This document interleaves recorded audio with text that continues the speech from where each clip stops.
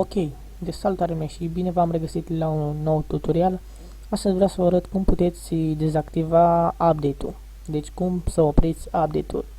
Ați văzut, când vreți să jucați un joc sau așa, o să vă instaleze multe programe pe care sunt nefolositoare și o să vă arăt cum puteți opri update-ul la Windows.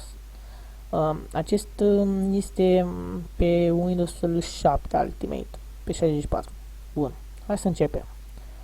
Deci, dacă vreți să opriți update-ul Windows-ului, trebuie să mergem la Computer, Manage și așteptăm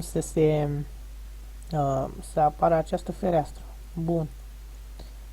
Mergem la Service and Application. Vom da la Service. O să ni se încarce și aici mergem jos de tot până avem Windows-ul Update. Intrăm în el. Eu am făcut disable-ul, deci la voi să fie automatic și start. Asta mai fac încă o dată cum era. Intrăm în update, disable, ampli și stop. Și dăm ok și update-ul a fost oprit.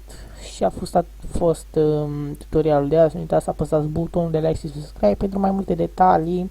Facebook-ul meu este Gabi Soată Fac și ne revedem și pe YouTube o seară cât mai frumoasă.